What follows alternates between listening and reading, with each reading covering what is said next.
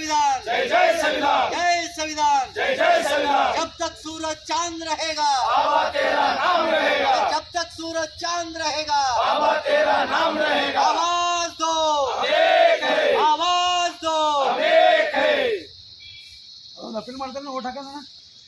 ಪ್ರಚಾರ ಐಕ್ಯ ಚಾಲನಾ ಸಮಿತಿ ವತಿಯಿಂದ ಇವತ್ತು ಪ್ರಚಾರದ ಅಂತಿಮ ದಿನ ಇದೆ.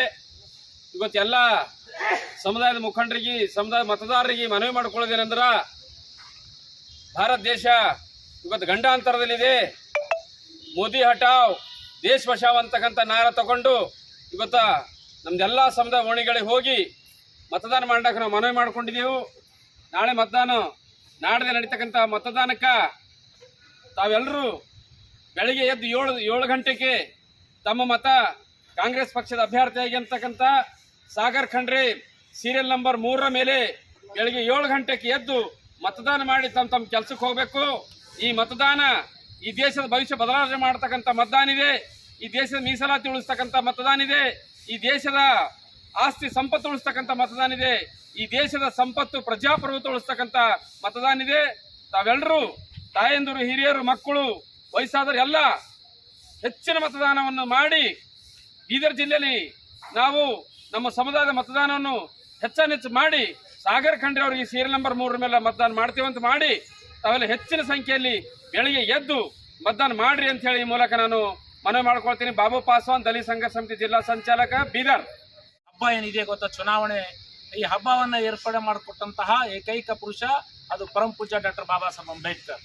ಅದರಂತೆ ನಾವುಗಳು ಇವತ್ತು ಕರ್ನಾಟಕದ ಹಿಂದಿನ ಚುನಾವಣೆಯಲ್ಲಿ ಏನು ಇಡೀ ರಾಜ್ಯದ ಎಲ್ಲ ದಲಿತ ಮತಗಳನ್ನು ಕ್ರೋಢೀಕರಿಸಿ ರಾಜ್ಯದಲ್ಲಿ ಕಾಂಗ್ರೆಸ್ ಸರ್ಕಾರ ಚುಕ್ಕಾಣಿ ಹಿಡಿಲಿಕ್ಕೆ ಇಡೀ ದಲಿತ ಸಂಘಟನೆಗಳ ಒಂದು ಬಹಳ ದೊಡ್ಡ ಜವಾಬ್ದಾರಿ ಮತ್ತು ಕೊಡುಗೆ ಇದೆ.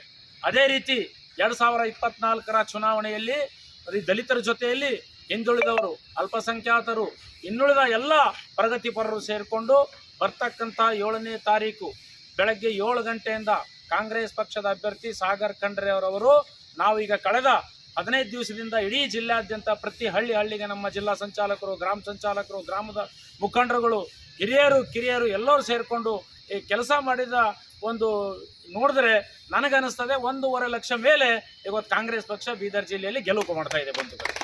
ಈ ಒಂದು ಗೆಲುವು ಬೀದರಿನ ಸಂವಿಧಾನದ ಏನು ಶುರು ಮಾಡಿದ ಕ್ರಾಂತಿ ಇವತ್ತು ದೇಶಾದ್ಯಂತ ಇವತ್ತು ಸಂವಿಧಾನ ಉಳಿಬೇಕಂತ ಇವತ್ತು ನೋಡ್ಬೇಕು ನೀವು.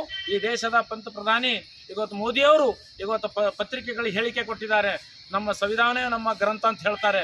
ಆದರೆ ಅವ್ರ ಮಾತಿನ ಮೇಲೆ ನಂಬಿಕೆ ಇಲ್ಲ. ಯಾಕೆಂದ್ರೆ ಅವ್ರು ಹೇಳೋದು ಒಂದು, ಅವ್ರು ಮಾಡೋದು ಒಂದು. ಹಾಗಾಗಿ ಮುಗ್ಧ ಜನರ ಅವ್ರ ಮಾತಿಗೆ ಮರಳು ಹೋಗಬೇಡ್ರಿ. ಮತ್ತು ದೇಶದ ಎಲ್ಲ ಯುವಕರಲ್ಲಿ ನಾನು ಮನವಿ ಮಾಡ್ತೇನೆ, ನಿಮ್ಮ ಯುವಕರ ಭವಿಷ್ಯ ಏನಾರ ಅಡಗಿದೆ ಅಂದರೆ ಅದು ಕಾಂಗ್ರೆಸ್ ಪಕ್ಷದ ಜೊತೆಗಿದೆ, ಆ ಗ್ಯಾರಂಟಿಗಳ ಜೊತೆ ಇದೆ. ಮೋದಿಯ ಮತ್ತು ಅವರ ಪಾರ್ಟಿಯ ಸುಳ್ಳು ಮಾತುಗಳಿಗೆ ನಂಬದೆ ತಾವು ಹಸ್ತಕ್ಕೆ ಕೈ ಗುರುತಿಗೆ ತಾವೆಲ್ಲರೂ ಚುನಾವಣೆಯಲ್ಲಿ ಸಂಪೂರ್ಣವಾಗಿ 100ಕ್ಕೆ 100 ಮತದಾನ ಮಾಡಬೇಕು. ಯಾಕೆಂದರೆ ಈ ಹಕ್ಕನ್ನು ಅದು ನಮಗೆ ಕೊಟ್ಟಂಥ ಬಾಬಾ ಸಾಹೇಬ್ ಅಂಬೇಡ್ಕರರು. ಆ ಹಕ್ಕನ್ನು ನಾವೆಲ್ಲರೂ ಚಲಾಯಿಸಿ ಈ ಜಿಲ್ಲೆಯಲ್ಲಿ ಬೀದರಿಂದ ಪರಿವರ್ತನೆ ಆಗಬೇಕು. ಹೇಗೆ ದಲಿತ ಸಂಘಟನೆಗಳ ಕ್ರಾಂತಿ ಮತ್ತು ಸಂವಿಧಾನ ಸಂರಕ್ಷಣಾ ಕ್ರಾಂತಿ ಬೀದರ್ನಿಂದ ಹೆಂಗೆ ಪ್ರಾರಂಭ ಆಗಿದೆಯೋ ಇವತ್ತು ದೇಶದ ಮೂಲೆಯಲ್ಲಿ ಒಂದೇ ಆವಾಜ್ ಇದೆ, ಸಂವಿಧಾನ ಉಳಿಸ್ಬೇಕು, ದೇಶ ಉಳಿಸ್ಬೇಕು, ಪ್ರಜಾತಂತ್ರ ಉಳಿಸ್ಬೇಕು. ಅದಕ್ಕಾಗಿ ಈ ಚುನಾವಣೆಯಲ್ಲಿ ಮೋದಿಯವರನ್ನು ಈ ಕೆಳಗಿಳಿಸಲೇಬೇಕು. ಜೈ ಭೀಮ್, ಜೈ ಸಂವಿಧಾನ.